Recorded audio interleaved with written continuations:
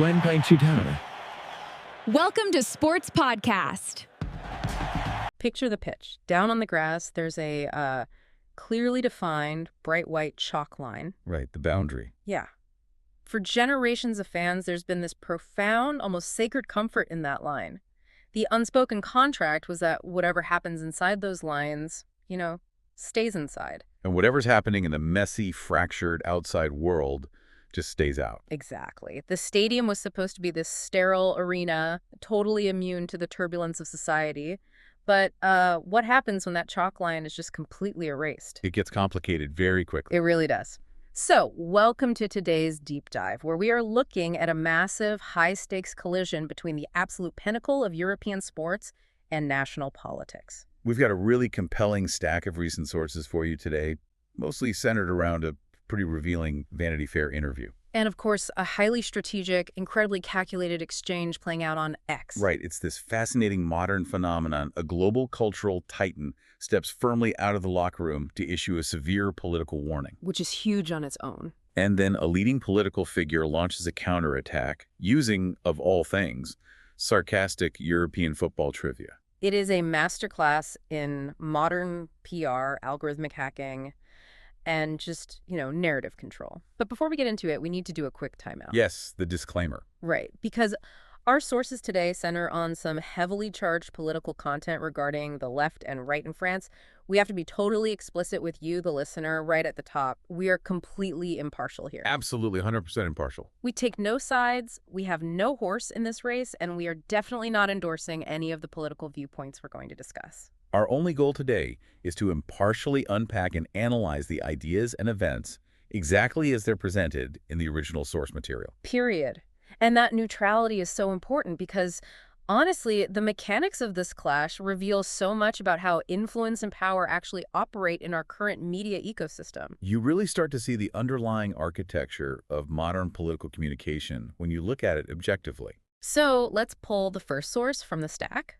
This is Kylian Mbappe's recent sit-down with Vanity Fair. A massive platform. Massive. And he used it to express profound concern over the growing influence of the far-right National Rally Party. He's openly fearing that they could win the 2027 French presidential election. And he didn't just casually drop it into the conversation either? No, not at all. He vigorously defended the right and arguably the obligation, really, of athletes to speak openly about the political trajectory of their country. Okay, let's unpack this because, oh, wait, that's your line? Yeah, I'll take that. Okay, let's unpack this because to understand the gravity of his stance, we kind of have to look at this idea of the walled garden. The sterile arena we talked about. Exactly. Historically, there was this expectation for elite athletes to just be silent entertainers living in that walled garden. They were supposed to be blank slates so that any citizen could project national pride onto them, regardless of politics. Right, the old shut up and dribble mandate. Yeah, but Mbappé is pushing back on that modern reality. Athletes aren't just entertainers anymore. They're citizens who just happen to wield a massive global megaphone. What's fascinating here is his firm rejection of the idea that footballers should just avoid public political discussions entirely. He's not having it. Not at all. And it matters because Mbappé is emphasizing that these political changes, they have real-world impacts on France. The Vanity Fair piece really shows he feels a duty to address them, rather than just focusing purely on sports. But, this recent Vanity Fair interview isn't just happening in a vacuum, right? No, it's building directly on a precedent he actually set 2 years ago. Right. Let's look back at the 2024 snap parliamentary elections in France, because Mbappé strongly criticized the first-round victory of the far-right party back then. He labeled the results catastrophic. That's a strong word for a national team captain to use. It is. And, I have to push back a little bit here to deepen the conversation. If an athlete is already under immense pressure at the highest level of their sport, like unbelievable pressure, why take on the extra burden of speaking out? It's a huge risk. Yeah. Why risk alienating a huge chunk of your fan base? Well, the source material actually explains this. During those 2024 snap elections, Mbappé noted that a lot of the players felt genuinely shocked by the results. It really rattled the locker room. Exactly. It connects to a broader psychological point about civic duty. The players felt they simply could not remain silent as citizens while these crucial issues affected their country. The friction between representing the nation on the pitch and watching it fracture in reality just became too much. Right. And when you have that much cultural prominence, Choosing not to speak isn't just polite neutrality anymore. Yeah. Silence starts to look like complicity, Or at least, privileged indifference. which they wanted to avoid. So the risk of alienating fans just became less significant than the moral cost of staying quiet. I totally get the moral imperative from his side. But when a cultural titan makes a severe political critique like that, the political target is basically forced to respond. Oh, they can't just let it slide. They really can't. But how they choose to respond that is where the real strategy lies.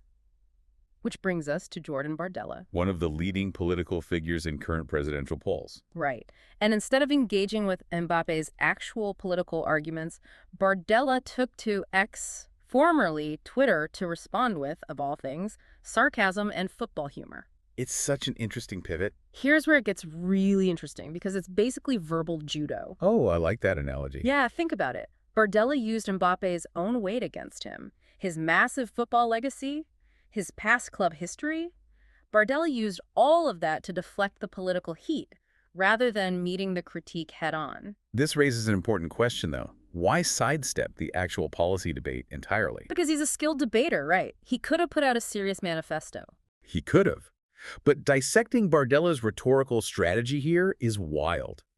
By joking that Paris Saint-Germain PSG finally won the UEFA Champions League only after Mbappé left the club, Bardella is attempting to diminish Mbappe's authority. He's stripping him of his political weight. Exactly. He's shifting the arena. He takes it from a serious, high-stakes political debate about the country's future and brings it down to tribal sports banter. Wow! It's like he's saying, I'm the politician, you're the entertainer, and I'm only going to engage with you on the level of sports trivia. It's an attention heuristic. Social media algorithms absolutely reward that kind of snark over nuanced policy debate. Okay, but to truly understand why Bardella's joke was so strategically timed, we have to look at the factual reality of the football calendar right now. The context is everything. It really is. So let's lay it out. It is May 2026. Mbappé departed PSG last summer. And after years and years of European disappointment with him on the roster, after all those years of falling short, PSG actually achieved its long-awaited first Champions League triumph right after he left. Almost immediately after. So what does this all mean? The irony here is what makes the politician's joke sting so badly. Mbappé is a generational talent, right? Yet his departure seemingly unblocked PSG's European curse. If we connect this to the bigger picture, the immediate relevance of this timeline is just, it's incredible PR timing. Because of the final coming up. Yes. Huh. PSG is set to attempt to defend its title in the 2026 final on May 30th in Budapest. That is happening right now. It's literally the most potent cultural event happening this week. Exactly. So Bardella cleverly weaponizes this highly topical, ongoing sports narrative. He scores these massive political points without ever having to debate a single policy for 2027. It's narrative hijacking. Anyone looking up news on the Budapest final suddenly stumbles into Bardella's political counterpunch. And it forces the public discourse to revolve around football drama rather than the national rally's actual platform. It's brilliantly cynical. It really is. Wow. Well, let's summarize this journey for you, the listener, because we've covered a lot of ground in this deep dive. We really went from the locker room to the ballot box. We started with an athlete's earnest, very real political fears for 2027 laid out in a massive magazine interview. He shattered that myth of the sterile arena. And then we watched a masterclass in political deflection, using European football stats on social media to totally change the subject. It's just wild how the tools of engagement have been completely rewired. Definitely. And I want to leave you with a final thought to mull over as you watch these kinds of dynamics play out in your own feeds. Ooh, I like a good takeaway. Because the line between celebrity influence and political maneuvering is just continuing to blur, right? So who ultimately holds more power in shaping public opinion? That is the question. Is it the athlete who commands the cultural spotlight with all that raw, universal appeal? Mm-hmm. Or is it the politician who knows exactly how to hijack that spotlight, weaponize the algorithm, and use it for their own game? The icon versus the strategist. It's the defining battle for our attention. It really is something to think about. Well, thank you so much for joining us on this deep dive today. We love breaking down these multi-layered sources for you. Yes, thank you for tuning in. We'll be back next time to unpack another fascinating topic.